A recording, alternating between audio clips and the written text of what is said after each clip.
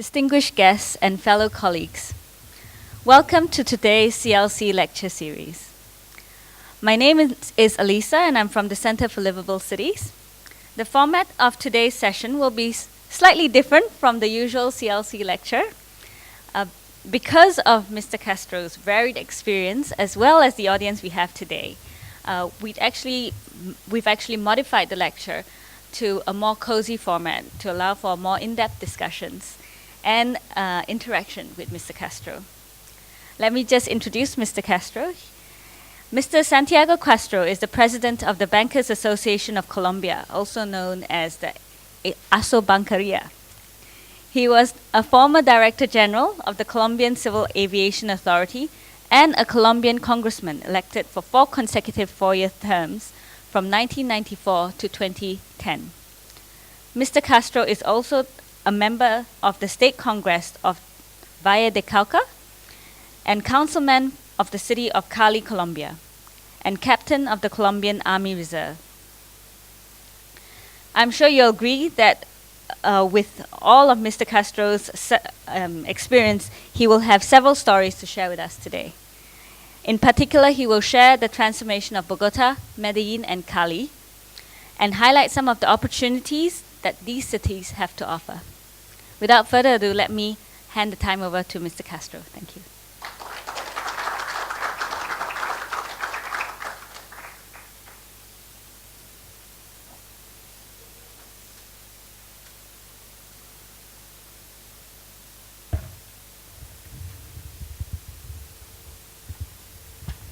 Thank you, Alisa, and I want to give a special thanks to the Center for Liveable Cities for its wonderful staff to have arranged such a productive series of interviews during this week. It's been an enormous and very wonderful experience. I think there were a lot of takeaways, both for me and for the persons and organizations which we've met for the last 3 days. So I just want to give thanks and recognize their effort in setting up this fellowship and these kinds of discussions. I think I'm going to go here so I can.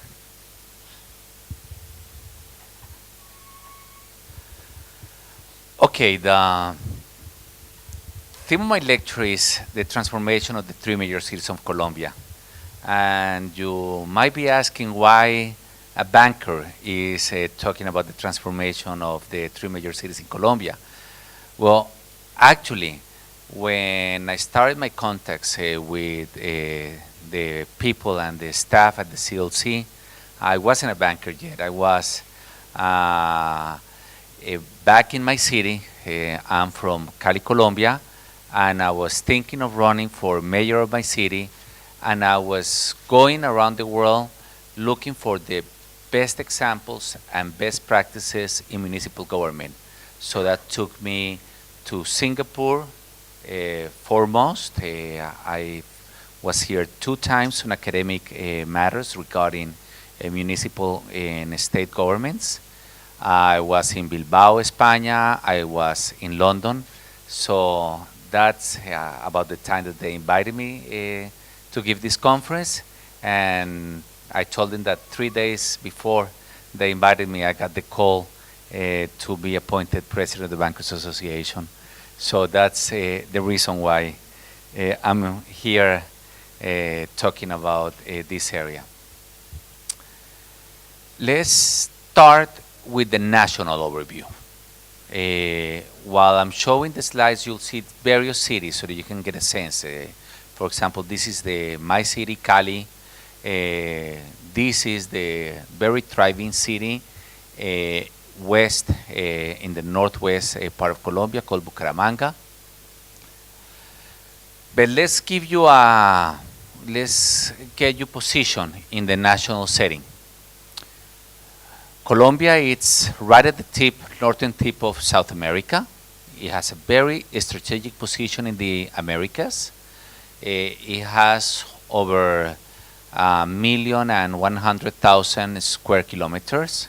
So The people from Singapore that are joining this conference will appreciate the size of a country such as Colombia. Our population is close to 48 million. Our per capita income is a little over 12,000 in purchasing power parity. And let's talk about what kind of commercial agreements we have.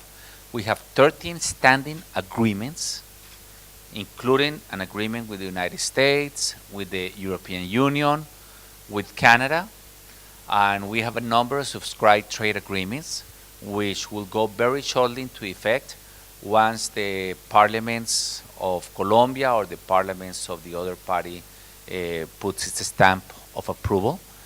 And out of those, an important one is the Korea and the Pacific Alliance. The Pacific Alliance is an alliance of 4 Latin American nations that have been characterized has been very pro-business, pro-investment, open to trade, and that's Mexico, Colombia, Peru, and Chile. Together, to give you a comparison in size of the economy, these 4 economies are way larger than Brazil's economy. Our position in GDP, we are the 4th in Latin America after Brazil, after Mexico, and after Argentina. We are the 3rd in South America after Brazil and Argentina. And we are very multicultural and biodiverse country. Let's go through how we've gone through in the last decades. We went from being a low income country in 1982 to a medium high income economy. We are reaching more than 12,000 GDP per capita in a purchasing power parity. So that's been quite a ride in the last 20-something, 25 years.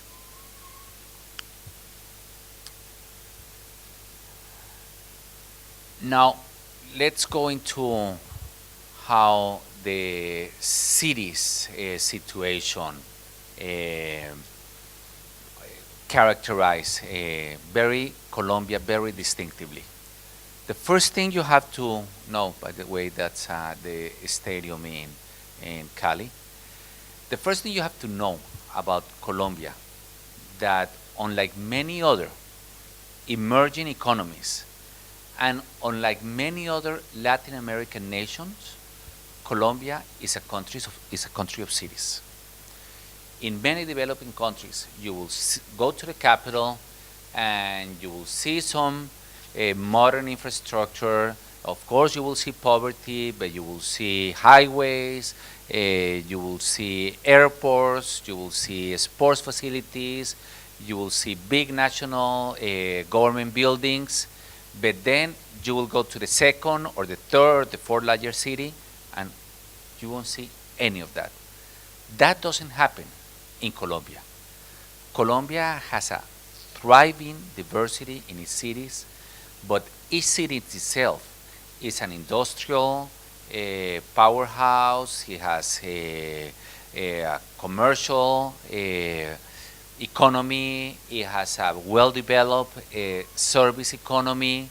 It has clusters of excellence in some health institutions, in some educational institutions, and that's not something you usually find in most developing countries. The economy of the 8th largest city in Colombia represent almost 50% of its gross domestic product. They amount to more than 45% of the population. And as you can see, we have 6 cities above 1 million inhabitants. Bogotá, Medellín, Cali, Barranquilla, Cartagena, and Bucaramanga. I'm here counting the metropolitan area, not just the municipality of the city itself. Of course, the income per capita varies. within the cities, the highest being Bogotá at almost $15,000 per capita in purchasing power parity, and goes all the way to the Ibagué is wrong. It's not 788. It's 7,880. So, but it's not like a difference of 3-1 or 4-1 that you will find in many other countries. And also very interesting. Let me see if you can see it here. That the first three cities are not located on the coast. And that's something you don't usually find in many emerging economies or in many countries in the world being developed or undeveloped. The three main cities are nowhere near a coast, except perhaps for Cali, which has the port of the Pacific port of Buenaventura, 2 hours from the city. But that wasn't the usual case in most of Latin America. That happened only in Mexico, because the Aztec capital, Tenochtitlan, was right where the Mexico City is right now, and that was the main center of population. But for some reason in Colombia, the development started from the center of the nation outwards. The economy of the cities is high by the standards of almost any second-tier cities in developing nations. Well, you have Bogotá, the capital, with an economy of $89 billion. But then you see cities such as Medellín and Cali with pretty sizable economies of $25 billion and $21 billion. You can also see how it is composed of the municipality itself and the surrounding towns. And what I was talking about in the beginning is you can see the kinds of economic activities in each of these cities, and it's unusual that you will find outside the city, the capital city of Bogota, so many activities going on in secondary cities. Well, of course, you see Bogota having a big agro-industry, and it's heavy on many basic products. But then you see what Cali and Medellín are doing, and you will be surprised. In Cali, you will have a big battery industry, rubber products, agro-industry, wood products, footwear, health, paper, cardboard, tourism, software, fishing, chemical products. Then you will go to Medellín, and you also see a part from heavy industry. Medellín was the first city that started car assembly many decades ago. You see clothing, software, design, fashion, construction, specialized health services, forest products. And if I go into what a city like Bucaramanga does, you will be amazed at the extent of medium enterprises that employ between 100 and 500,000 people in a city of 1 million such as Bucaramanga. And the other thing is that the cities are very well connected. In Medellín and Cali, you will find daily flights to North America, to Central America, to South America, and in the case of Cali, daily flights to Madrid. In the case of Medellín, 4 flights a week. You will see these cities connected to city pairs such as Amsterdam in the case of Cali. And you will see Medellín also having daily flights to Mexico. So these cities in itself are very connected to the region, but they're also very connected to themselves. The level of daily flights that you will find between Bogotá and Medellín and Cali, it's above 30. So can you imagine it's like having a flight almost every half an hour of the waking hours, or at least operational hours. And that's more than you would have seen in between Madrid and Barcelona before they constructed the high-speed rail. That's very similar to what you would have between New York and Chicago, and probably on a level to what you will see between Singapore and Kuala Lumpur. They have a high international traffic. Well, in the case of Bogota, of course, it's the main center. It has almost close to 6.5 million international passengers. But then you see Medellin with almost a million international passengers, and Cali with well over 600,000 international passengers. By the way, air traffic in Colombia is very high because Colombia's terrain is very difficult. You have 3 mountain ranges going right through the middle of the country. I don't know, I cannot recall this, what they call the index of difficulty to getting road infrastructure. But it was a study conducted by the World Bank, and it put Colombia below Nepal as one of the 2 most difficult countries to get connected by roads because of the expense it involved. And by roads, I mean very modern roads with low slopes, with no strong curves. In education, there are, out of the 222 universities that we have in Colombia, we have 40 in Bogotá, 44 in Medellin, and 16 universities in Cali. So it's a very, there's a very developed higher education cluster. Of the 10 best universities in Colombia, we have 6 in Bogotá, Medellin has 2, Cali has 1. And these are universities that compete very well in international standards, have standing agreements with European and American universities. But I have to tell you where we came from so that you understand the kind of efforts that we had to make to get where we are now, and the difficulty of trying to achieve what we're aiming to achieve. 20 years ago, in 1992, 56% of the population in these 3 cities lived in poverty, and 20% in extreme poverty. I tried to put a picture so that you will kind of get a glimpse of the difference between poverty and extreme poverty.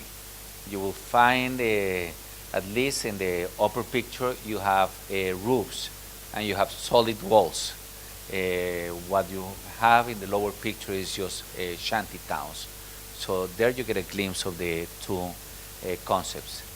The unemployment rate in these cities was closer to 17% of the population. The Gini coefficient, with measures inequality being a level of 1 the most unequal, and a level of 0 the least unequal, was 0.54. To give you a comparison, the World Bank says that countries should be alarmed if they have a Gini coefficient of anywhere above 0.4. So we had 0.54 for these cities, and the total for Colombia at the time was 5.9. But we also had the issue of violence. In the 1990s, we went through a very difficult period of violence. We had the Medellin cartel, I'm talking about drug cartels, which held sway in that city. We had the Cali cartel, of course, in the city of Cali, but also in the surrounding areas. And Bogotá was the battleground. All these pictures that you see are pictures of explosions that took place in Bogotá.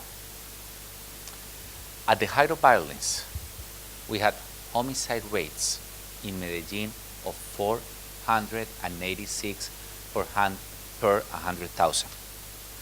486 is something that you will find in a country that is a total war. And this is just, this is not from the guerrillas, because the guerrillas were not operating within the city of Medellín or Cali, Bogotá. These were all from the violence derived from the drug lords and the cartels waging war against each other and against the government. Of course, there is a famous quote about Pablo Escobar paying $100 for every policeman that was killed in Medellín. And believe me, they killed many policemen in Medellín. In the 1990s, we had 21 terrorist attacks, 1,060 massacres, with more than 6,200 victims. So you get a glimpse of the situation that we were living at the middle of the 1990s. But in urban issues, that's what we were facing. Of course, when you're facing that kind of violence, who cares about what traffic is? That's very low on your priority list. That's the kind of pollution that you will have from from bus transportation. That's what the streets look like.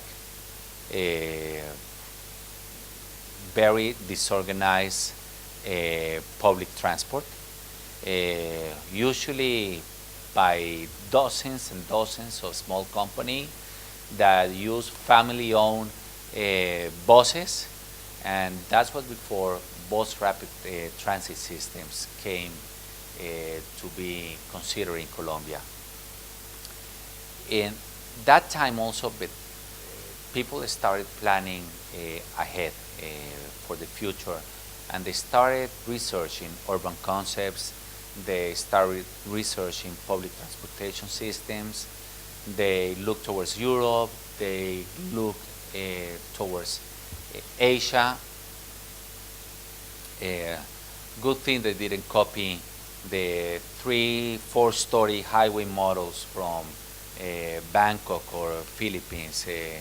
I guess they must have come to Singapore or some more logical schools of urban design. And this is what we achieved since those dark and cloudy days. Now, I'm not talking about how the violence issues were faced, because the merit is mostly on national programs. It's not that the cities don't have some merit, but I will say that it was really a kind of a national mantra to start facing the challenge that was posed by us for the drug cartels. But the cities do have a lot of merit in what they did in terms of equality, in terms of unemployment, and look how things started improving. Of course, there are the crisis and the downturn, a little downturn that we had in the financial crisis hit us, but we're still way better than we were before in unemployment. But in Gini, that's where we have been able to manage to bring down these levels. We are still not above the alarm rate that the World Bank says you should have, which is, remember, is 0.4%, but we're getting there. The murder rate. Apart from Cali, which I think my city still has a long way to go in working with the national government, but in putting effective policies and best practices in facing the levels of crime. What Bogotá and Medellín have done is quite amazing. You see the levels of Medellín going from 161 per 100,000 all the way to 26. And remember the figure for the mid-1990s, 468.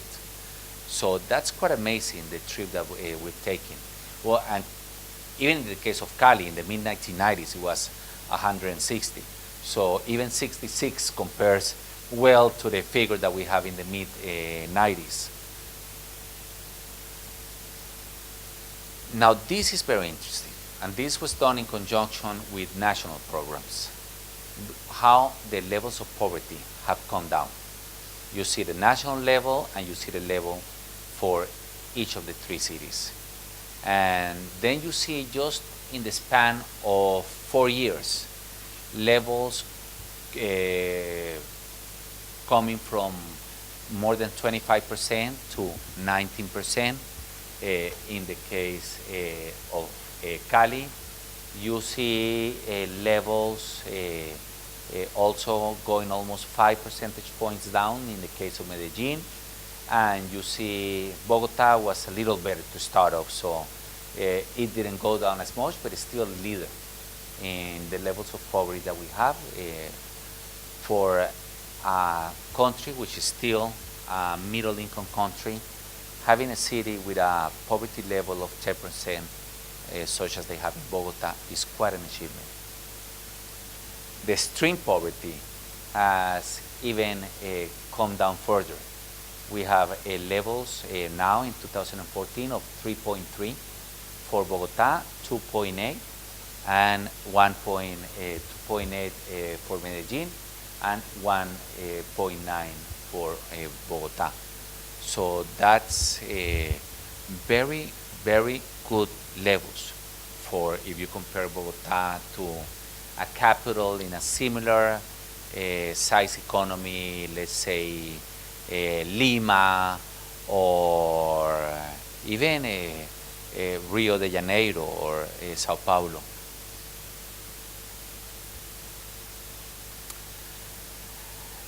One thing that Colombian cities was a small step, and it was taken by the private sector. But every city started its own urban observatory. And so we have the initiative Bogotá Como Vamos, which spread to all the major cities in Colombia. So we have the Cali Como Vamos, Cartagena, Medellín, Barranquilla, Bucaramanga, Ibagué, Pereira, Manizales, Jumbo, and we had also private think tanks that were working with the mayors and the municipalities in attracting investment, doing away with red tape, making sure that the contracting processes in some cities were clear and transparent. So we have Invest Pacific in Cali, Zona America in Cali, we have Invest in Bogotá, Pro Bogotá, these both are in Bogotá, Pro Antioquia in Medellín, and Ruta N, which is a very interesting innovation scheme that they have in Medellín. Now the importance of these urban observatories is that we tend to be very competitive in Colombia among cities. We are very friendly toward each other, but if you are from Cali, you don't want to be far behind Medellín, or Medellín doesn't want to be far behind Bogotá. So to give a standard measurement of how each city in Colombia is doing, gave the leaders in each city targets and benchmarks. And that was very important because mayors come and go. They get changed every 4 years. But these institutions actually provided an stability for overseeing and working alongside the municipalities, not only with the mayors, but with the governors, the members of the state assembly, and the members of the city council. And this is what we see in the fiscal performance index of the three cities.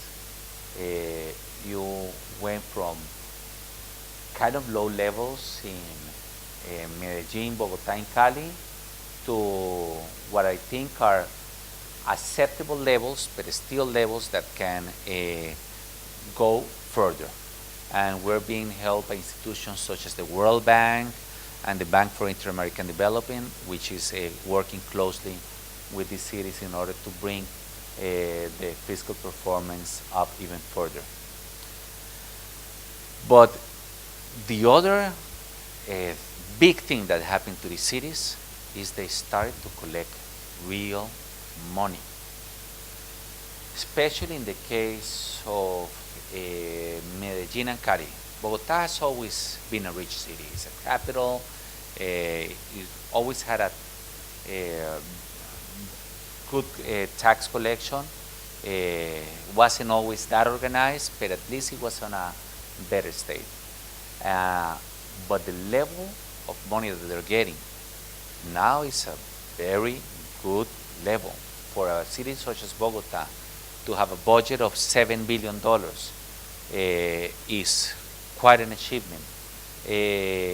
Medellín, 1.64 billion, and Cali, 1 billion. But that figure does not even tell the whole picture. For example, in Cali, just 3 years ago, the discretionary budget, that means within that budget of 1 billion, the money that you could actually decide where to spend, that it wasn't already allocated by debt or by expenditures in education or health, which are mandated by the central government. I mean, the money that a new mayor could go in his first day in office and say, listen, what do I want to spend differently? In Cali was around $50 million. The figure for the end of this year is going to be closer to $400 million. So you multiply by 8 the discretionary spending that you had. I guess similar circumstances you can find in Medellín and Bogotá. And the other very interesting thing that was happening is they started getting to think and doing things about mass transport. The first one was Bogotá, which copied an incipient model but very interesting model of mass transportation from the city of Curitiba in Brazil, but adapted it to a larger city, actually perfected it, and now they have a Transmilenio, which is a bus rapid transit with dedicated lanes. As you can see, these are lanes that are just for the buses from the system. The stations, as you can see, are on the center. You don't have buses parked on the sides. It's always on the center because it's a transport system like any other. You will have to walk to a station, you will have to buy a ticket, and then from that station, which is this one, you will get on the bus that takes you to where you want to go. There are 2 lanes in the stations so that one bus can park, the other can pass through, and afterwards it just becomes 1 lane because you only need to have 1 bus after behind the other. The problem is that Bogotá found out that the city was too large and the demand was too high, and now the daily demand of more than 2 million per day is more than the system can cope for. So Bogotá realized what almost every city above or close to 3 million realizes that in the end they will need a rail system, a metro system, even if it's medium rail or heavy rail or wide metro system or a light metro system, but they do need a metro system, and they're actually thinking about building that. But it's gonna, because they started late on the curve, it's gonna cost us more than $12 billion probably. The network started operations in 2000, and now we have 630 million riderships in 2013. Cali copied the Bogotá model, although in a more ambitious scale, because Cali wants the model to include 97% of its demand. It started operations with 343,000. Now we're up to 605,000 daily demand. And these are the million passengers that we're coping with right now, more than 221 million, which is quite high for a city of around 3 million. My my belief is that Cali, in the end, in a few years, will come to the same crossroads as Bogotá. That is an excellent system. It will just not be enough. Cali will need to build a heavy rail system. Just as an anecdote, the city where we copied this model from, Curitiba in Brazil, started, and they're already operating their own metro system. But the system, the bus rapid transit with dedicated lanes, has been very positive. Has been very positive for all the cities that have implemented it, because it's done under national guidelines, is financed 70% by the government, but in order to access that finance, you have to accept the guidelines and the parameters that for the system that were set up by the national government together with the Bank for Inter-American Developments. So you just don't intervene the lanes where the buses are going. You have to intervene the whole surrounding area. You have to build bike lanes. You have to enlarge the sidewalks. So you have to create every certain hundreds of meters some green spaces, renovate the parks if you're going through a park. So it's a very comprehensive endeavor. And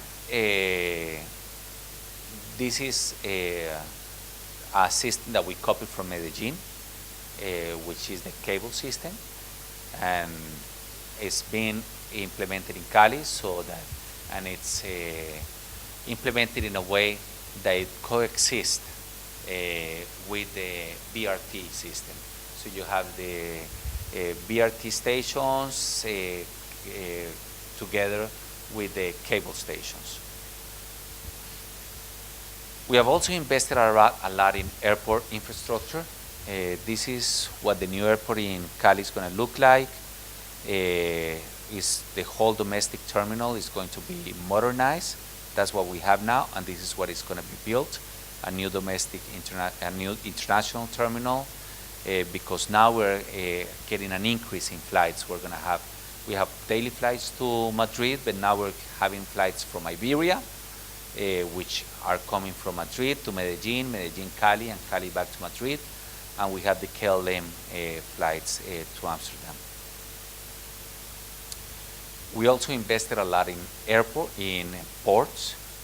In the case of Cali, since Cali out of the three cities is the closest one to the sea, we have a city, Buenaventura, which is the only real Pacific port in the Pacific coast. And right now, we're in the midst of having three ports in Buenaventura. the traditional one, which is this one, which is called the Port Society. Then there is this one. It's small, but here you see it, Tesehuen. This is the traditional one. This is a new one that is already in operation. And this is the third one, called the Port of Agua Dulce, Sweetwater. And it's very important because this port actually attracted investment from foreign capital. And we have Ports Authority of Singapore being a partner in this seaport. It started as a greenfield. I mean, all the way from scratch. And the investments that are being done are quite large, 222 million and 180 million. Why do I present this? Because in a city such as Cali, you cannot differentiate the economy of the city from the economy of Buenaventura, which is the port that is 2 hours apart. It's like a symbiosis between those two cities. Medellín. Medellín has been always a star in urban planning and management. In 2013, Medellín was elected the world's most innovative city by the Urban Land Institute.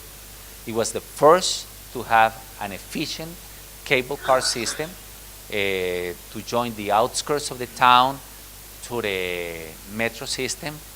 And I'm saying metro system because Medellín went the other way that Bogotá did. Medellín started with a metro system back in the 80s. It was at the time a very ambitious undertaking. Many thought that Medellín will not be able to afford or pay for a metro system.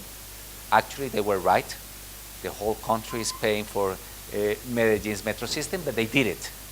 They had the ambition and they had the drive to go ahead, but in the end, they found out that a metro system without a feeder system was not enough.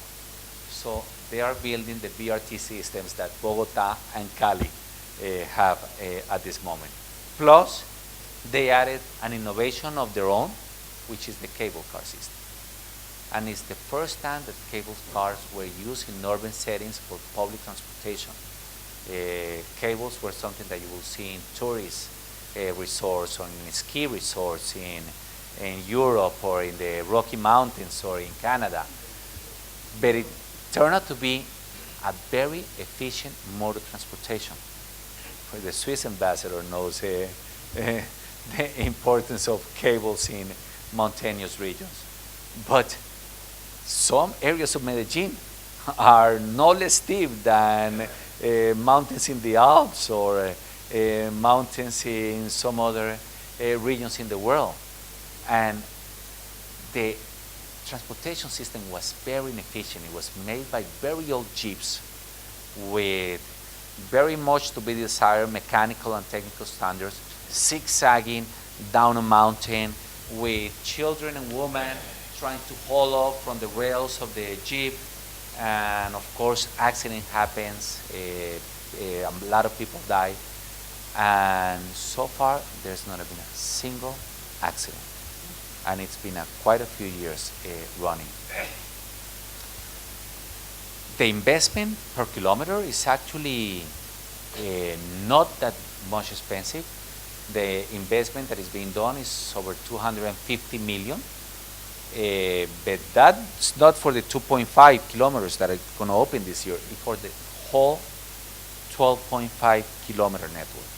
So 250 million for a network of more than 12 kilometers actually is not that expensive. And the social impact that this has in these communities, which are usually very poor communities, ridden with violence, has been amazing.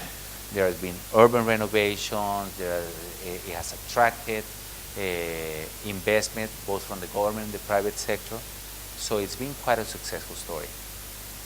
you can see all the modes of transportation that Medellin has at this moment. We have the cable, we have the tram, which they're going to start very soon. They're already building it. They have the metro, they have the BRT, they have the feeder buses, they have bicycles, and they have an integrated mobility system. In Bogotá, until the year that they have the metro up and running, they are going to expand the feeder system to the BRT with dedicated lanes. So they're going to add almost 5,000 vehicles. The goal is to have 10,000 vehicles in service. And that feeder system has been growing in the daily demand in a very steep curve. Now it's almost 70,000. And this is apart from the more than 1 million something passengers that they handle each day. Bogotá has become, of course, has come a long way in air transport capacity. It just inaugurated 2 years ago the brand new airport.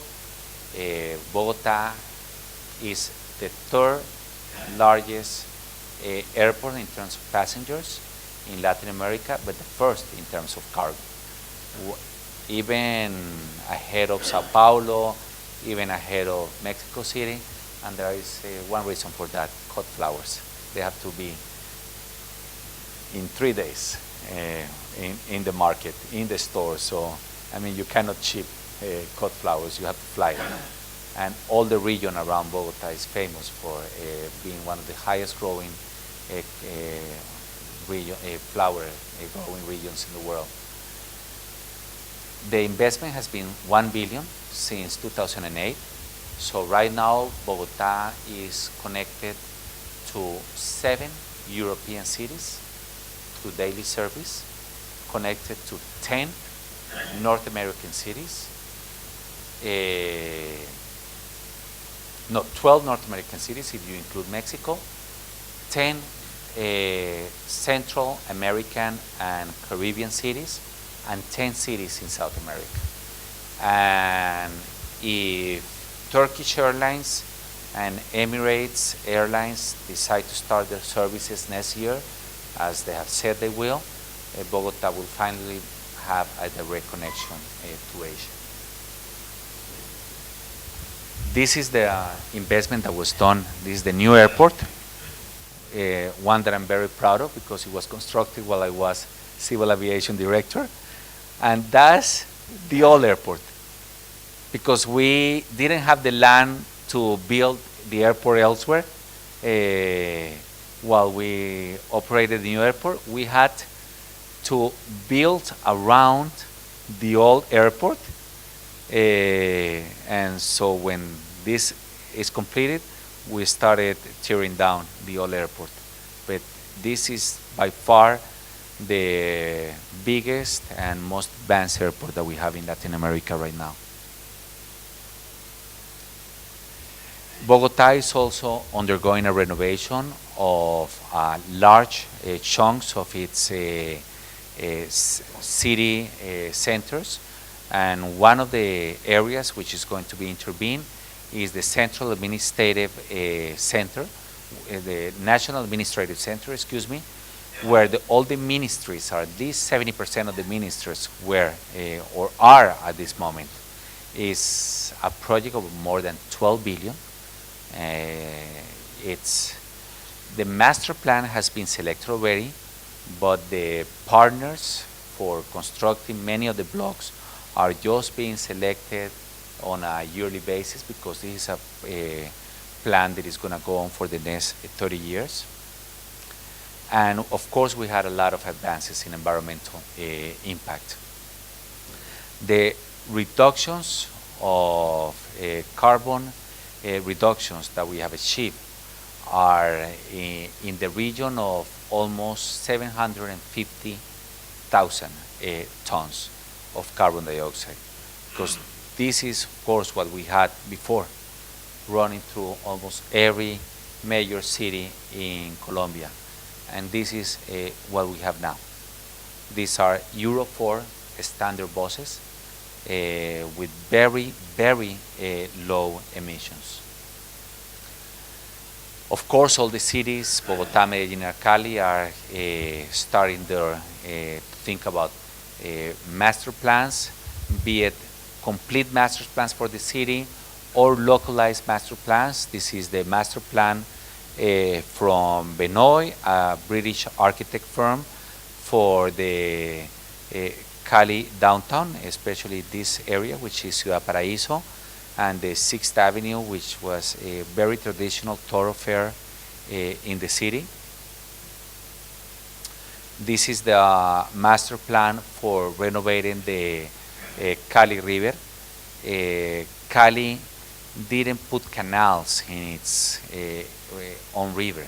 It let the river flow freely, but at the same time, the city looked away from the river. I mean, it was like if the river it wasn't there.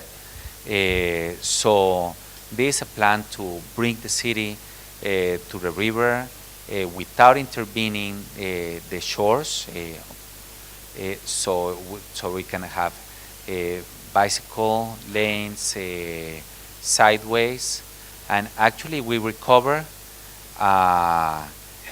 many of the thoroughfares next to the river. There used to be a big road, very congested road. So what we did is put it underground, even next to the river shore, and then it's all the space is pedestrian space, space for bikes, a space for recreation.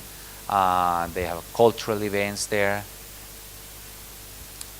And this is the Green Corridor that it's one of our biggest urban renewal plans now. It's 17 kilometers of the old railroad line that crisscrosses the whole city. And what we want to do is to put the rail lines underneath, so that there will be a continuous green corridor from one end of the city to the other. And this will probably be one of the biggest green corridors in the world. This is not a picture from Cali, this is Bilbao, but that gives you an idea of what we want to achieve. But actually in Cali, the width is bigger than what you see here in Bilbao, because since we have a big river, which is the Cauca River going through, sometime in the past it will flood parts of the city. So when they started building the railroad 60 years ago, they built it on a platform 5 meters above the level of the land. So they had to save a lot of land at each side. These are the other specific master plans for certain parts of the city that we have. And of course, we're working with private-public partnerships in a way to finance infrastructure. Because sometimes the city's budget is not enough. The budget that we get from the national government is just devoted to mass transport system under what we call the Metro Law, that national financing is 70% and local financing is 30%. This is the number of projects, of PPP projects that we have now. Of course, we get some rejections. 85 projects were rejected, but we still manage to start on feasibility studies of 138, and now we have 46 projects in feasibility studies. We have in Bogotá a light metro across the city, in Medellín the enlargement of multi-purpose public pavilions, the private concession of a public park. Medellín wants to do with the Medellín River what Cali did to the Cali River. And in Cali, we have a PPP for a ring road around the city, the green corridor, the private concessions of public parks, and the private concessions of public parking. The perspectives. This is a picture of Bogotá from the mountains. This is very downtown Bogotá. Where we see this city is going from here. Actually, the outlook is very bright. According to calculations by the World Bank and our own calculations, Bogotá is going to be a $271 billion economy by 2025. Cali is going to be a 58 billion economy by 2025, and Medellín is going to be a 68 billion economy by 2025. These are the growth rates, the estimates of growth rates that these cities will have, and these are compounded annual growth rates.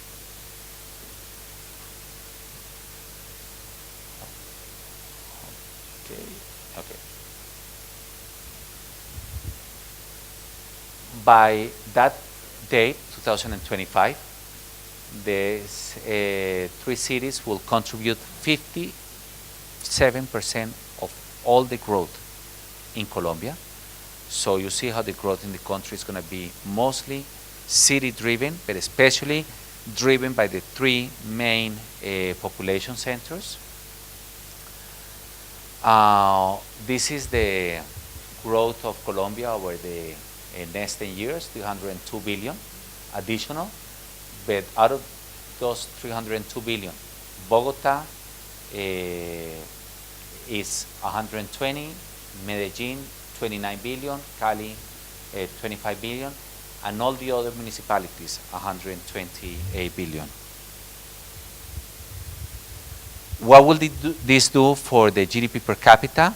Bogotá will achieve $30,000 per capita in purchasing power parity. Cali will be around $22,000 per capita, and Medellín will be $25,000 per capita.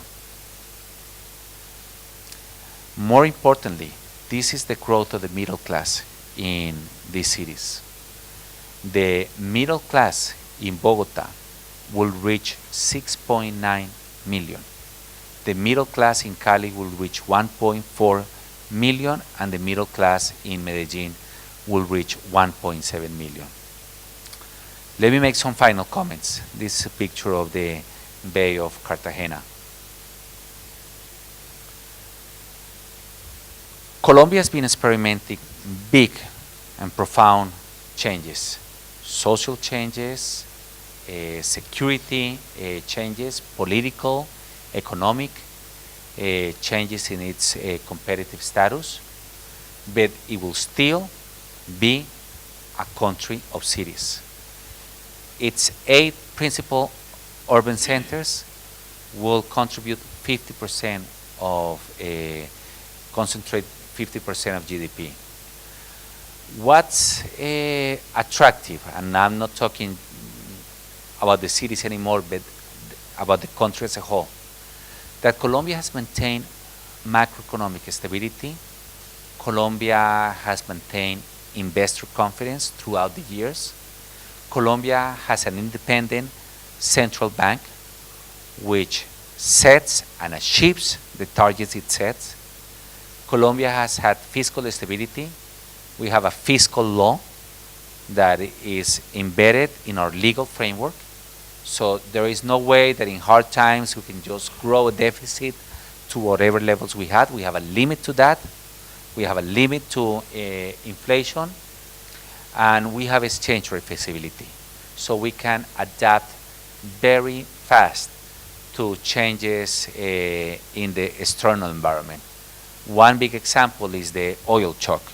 When oil went from $100 per barrel to less than 50, the exchange rate in Colombia immediately adjusted. It went from 1,850 pesos to $1 in the middle of last year to almost 26 100 pesos to a dollar. So that tempered the shock for us. That's not something that many countries can do. Certainly not Ecuador, which doesn't have monetary policy because it's dollar-based. A large part of the Peruvian economy is also dollar-based. So if there is one argument that will win why every country needs to have a monetary policy and a currency of its own, it's what happened with the oil shock in the end of last year, the beginning of this year. The door in Colombia is always open to expanding civil infrastructure and renovation. And actually, in the largest set of projects that we're going through, which is the fourth generation infrastructure projects, is more than $20 billion that is going to be invested in road infrastructure. There is a lot of interest from foreign construction companies. There is a growing middle class that is going to boost economic growth in the next years. And we have a security strategy which is based on two legs. On one side, we maintain a strong armed forces that are able to face the diminishing challenge of the guerrillas. And I say diminishing because it's so the threat that they pose to the country as a whole, to its institutions, and to its democracy has been less and less over the years. But at the same time, at this moment, we're holding peace negotiations with the main guerrilla group with the aim of achieving peace. But if that is not achieved, we will always have the armed forces with all the backing in terms of budget and in terms of social and nationwide support to face that challenge.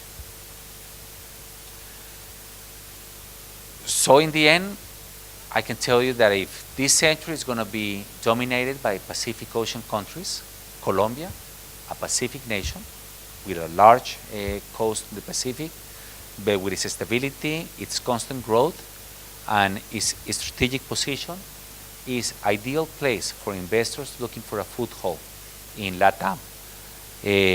When I'm talking about Asian company and Asian investors, if you want to have a base to where you can easily access markets in Central America, in Mexico, in the Caribbean, or in the Andean region, there is no better place than Colombia.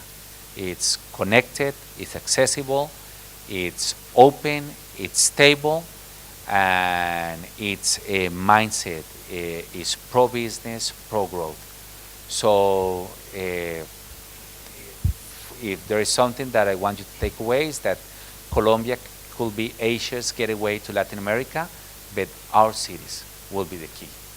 And Colombia has many examples of thriving, developing, and growing cities. Thank you.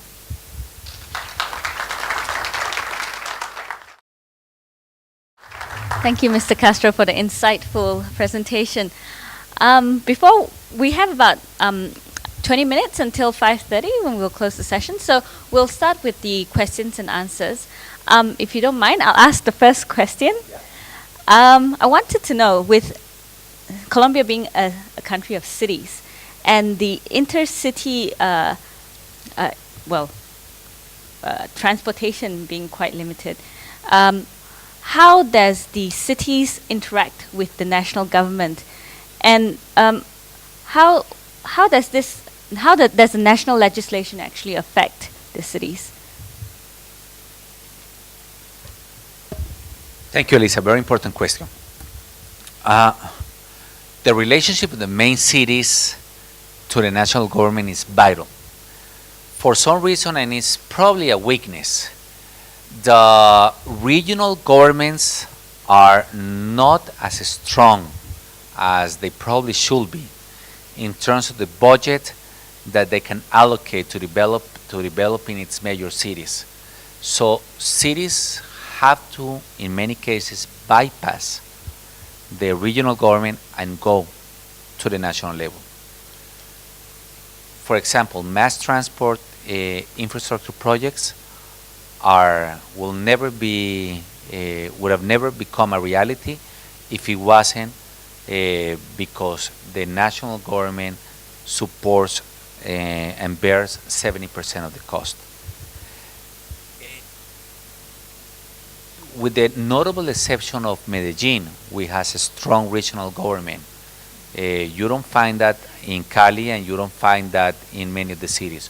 Of course, Bogotá is a special administrative region, so it deals directly with the government. But we have to, the leaders, city leaders usually have to bypass and go straight to the national government. The national legislature usually is very pro-city. I mean, it's not usual to find someone that would prefer giving money to the province than to the city. So they're usually proactive, but it's mainly our relationship to the national government, especially the national budget, that allow us to carry on big projects. Thank you. Are there any other questions? Yes.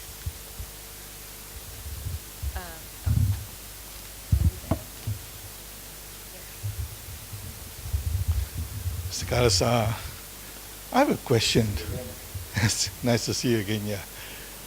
How easy is it for companies like us from Singapore to go into Colombia to participate in your programs or in your projects? For instance, if you have a public tender that you want to do, and if you want to take part in it, is there any specific requirements or conditions where we have to meet before we can participate? For example, I would say that some countries will say that, well, you need to work with a local company for this type of thing. So I'm not sure in Colombia how does it work out. Okay, I will tell you that it's not easy, but it's not hard either. Of course, public tenders are complex. Colombian contracts tend to be large because they usually include any foreseeable situation. I was talking to the person in charge of the concession in El Dorado, the Bogotá airport, and he was a Swiss national, and he used to work for Zurich airports, and he says, listen, this contract is almost like 1,000 pages, and the contract for the Zurich airport was no more than 150. So contracts are big and complex, but what I can tell you, the big projects in Colombia have become very transparent because the rules are set and are known. They might be a little long, they might be a little complex, but you know what you're getting into. So the level of uncertainty and the level of risk has come down, and it's gone down way too far. We have a lot of supervision from multilateral agencies because usually in some way or the other, the World Bank or the Andean Finance Corporation or the Inter-American Development Bank is involved. So it's not like you could put shady articles or to try to direct big contracts. So I think the table is fairly level. Of course, competition is high. What has happened in Colombia in the last few years is because the situation in Spain got so bad that we seem to have every Spanish contractor in Colombia trying to win every tender, every bid. So they've been very active. Um, and they usually try to undercut everyone else. But the rules will be clear, and I think it will be an excellent opportunity because as opposed to what we had 10 years ago, where contracts were not that clear, not that transparent, I think it's very different now. For example, for the fourth generation road infrastructure, I can tell you that the contracts are done by very knowledgeable people in a very technical way, that the head of the agency is a very correct person that wouldn't allow for anything out of the ordinary to be getting the contracts. And as I told you, we have a lot of stakeholders. We have the planning department, we have the finance ministry, and of course the multilateral agencies that are getting involved. So there should be a lot of opportunities. Although competition will be strong, but I think you have the knowledge, you have the experience, and if there is something you do well in Singapore is infrastructure. Yes, thank you, Mr. Castro-Gomez. I'm the Swiss ambassador here in Singapore, and I had the privilege and to have served as ambassador of Switzerland to Colombia from 2004 to 2008. So it's still very close to my my heart and my mind, and I was very happy to have seen all these developments in Colombia, which are quite amazing. I was back last year, and I could see some of the things myself. So I'm glad that still Colombians are very optimistic and positive, but I think it's really amazing. So congratulations, and I think you're really on the right way. I would have two kind of questions or points perhaps you could comment on. One is a little bit related to the gentleman's question just before, and I think there you could really be inspired by Singapore, like many other things also, but I would focus on this. I mean, what does Colombia does today to actively attract investments? There are already a lot of international investments there from many countries, more also from Asia, not only from Spain.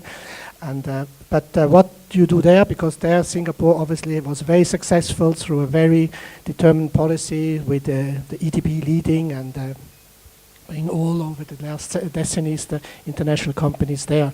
And my second questions or wish is, could you comment perhaps a little bit on Ciclovia in Bogotá?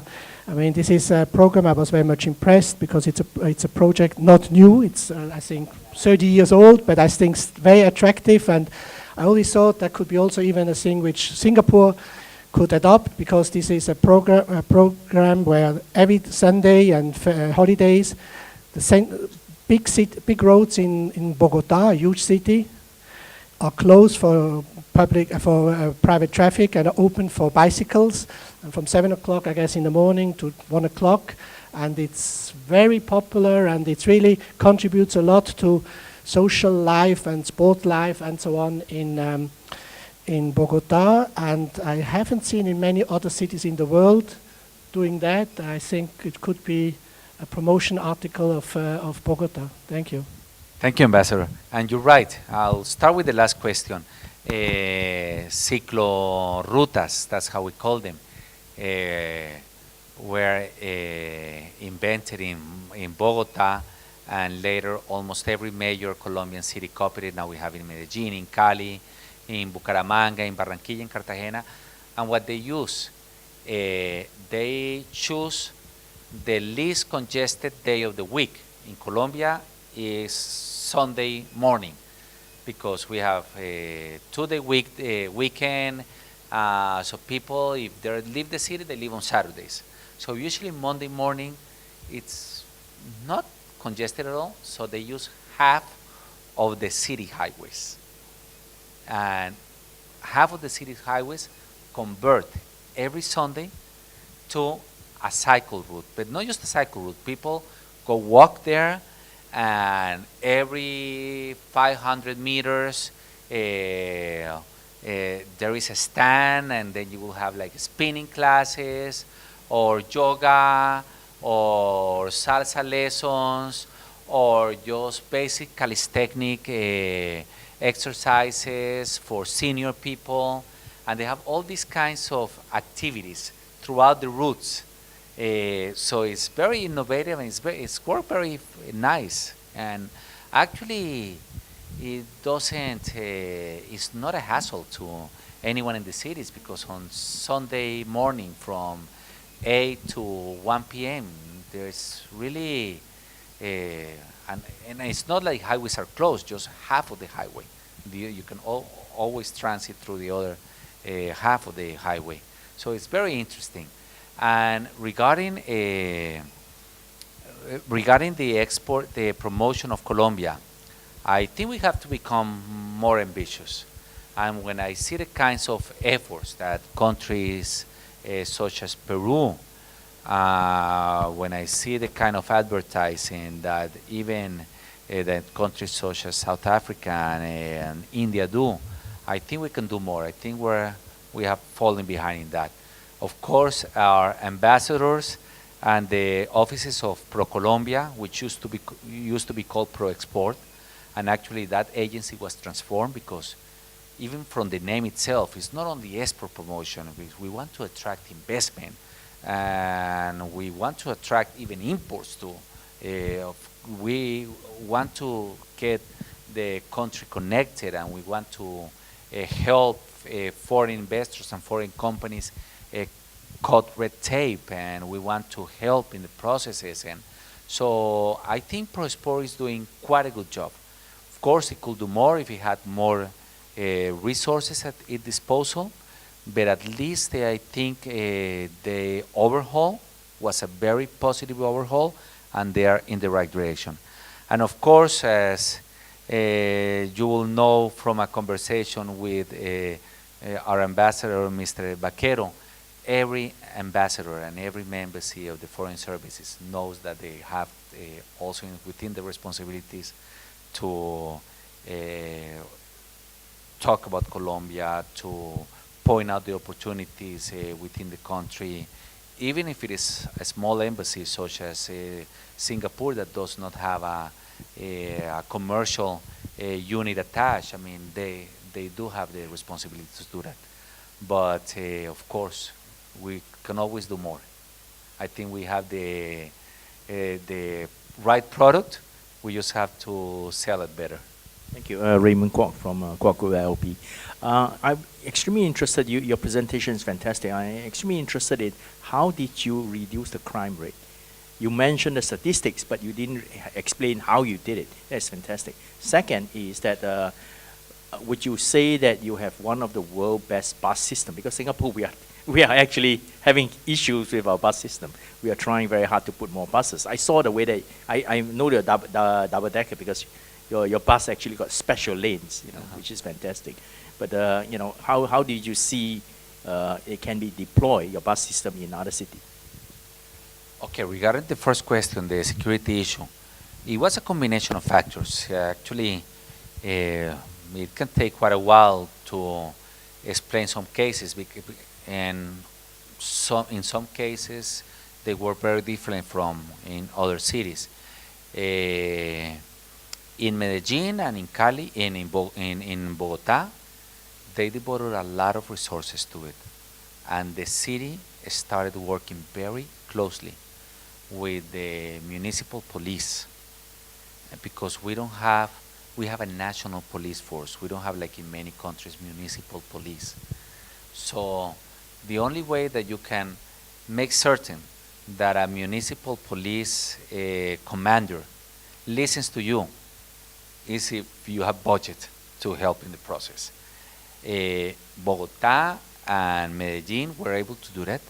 Plus, they had a plan, they had procedures, they had training from the kinds of methods that Rudolph Giuliani employed in New York with the system of blocks or quadrants, with the commissioner of Boston, who later worked for Mr. Giuliani. So They all came. There was a national directive to combat crime within the cities, because there was no way you could confront the drug cartels if you didn't also confront them within the cities. So the combination of national efforts, municipal efforts, actually produce the results that you see.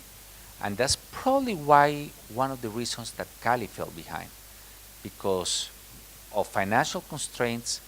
Cali didn't have the money that Bogotá or Medellín had at their disposal to actually collaborate in a more extensive manner with the local police.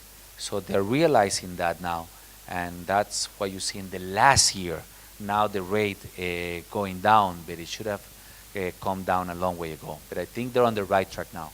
But it's a combination: it's money, strategy, technology, and a national government involvement, and of course making sure you have the collaboration of the citizens. Yeah, in some neighborhoods they have the Citizens Watch, they have neighborhood alarms, and so there were many factors that were contributing to it. Lim Tong K from Skyrise Communities. I have one question on the housing situation in Colombia.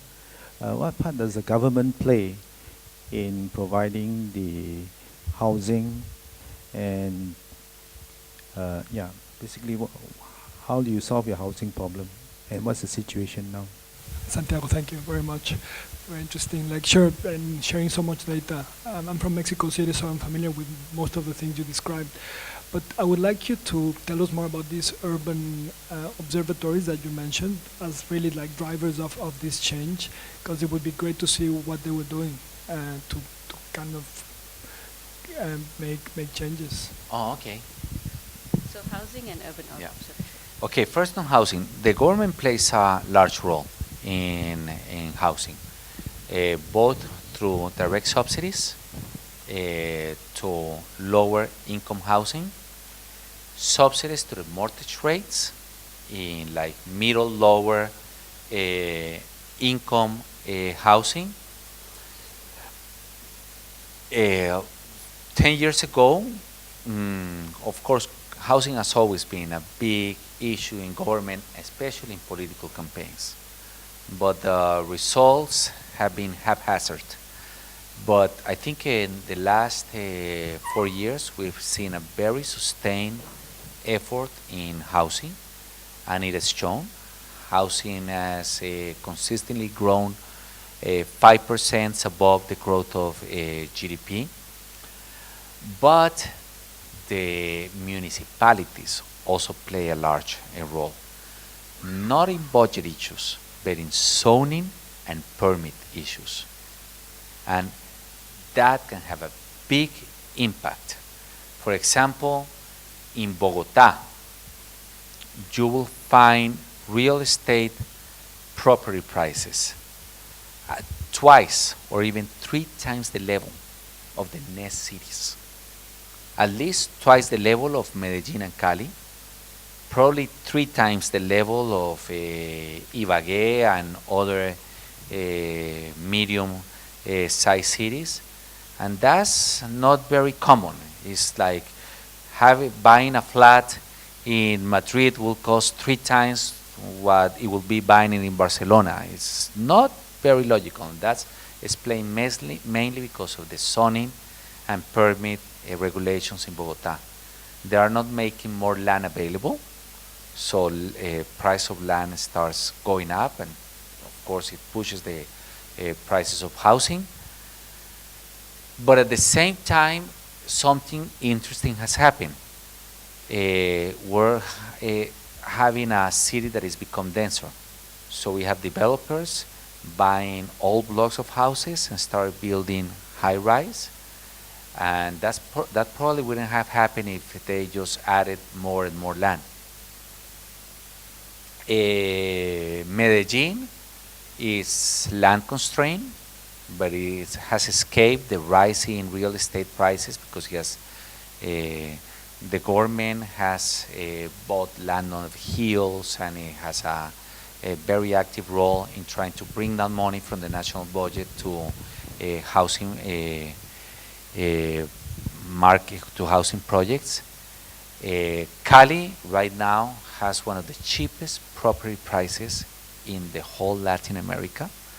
Actually, it was like the second cheapest city to buy real estate because it's in a valley with a huge expanse of land. But from the urban point of view, I believe that you have to have a compromise. Not because you have the land means that you can just give away permits and permits. You might not be as restrictive as Bogotá, but you don't want to be as loose as you are in Cali. It's not that Cali is loose, it's that there are many municipalities just next to it. So they are the ones that are giving the permits, not the city of Cali, but the municipalities of the next to it, Jumbo and Jamundí. But so it's affected, of course, by the level of funding that you have at the national level, but by the regulations that you have at the municipal level. The other question of the urban. Perdón? Oh, the urban observatory. Sorry. The urban observatories have a very well-developed websites. I mean, I will encourage you to look at them because you will see in each one of them how they've been measuring the cities for quite a few years. They are funded by private companies and by universities, private universities. They work a lot with the local chambers of commerce, and the chambers of commerce also contribute to their budget. And their role is to keep the people that are making the decisions at the municipal level, be it legislators or mayors or governors, informed of how the cities are doing. Sometimes they don't like that. They don't like that at all because a report comes and they will say, oh no, they measured it in the wrong month, or they didn't, they weren't very technical in their analysis. But still, it gives us a way to compare ourselves. It gives us a way to have benchmarks, and it gives us a way to have the kind of dialogue with someone that is going to go beyond the term of a mayor, of a governor. My suggestion is, since they are so well developed by now, they should start going beyond comparing cities in Colombia and start making comparisons with cities in the region. Let's say, for example, how Bogotá is compared to Mexico, or to Lima, or to Rio, or how Cali is compared to Tegucigalpa or San Salvador, and start comparing similar sized cities. I think that's probably the next stage. But it's been a quite exciting development. They're not expensive to run. I mean, you wouldn't believe the low budgets of these urban laboratories and the wonderful things they do with that.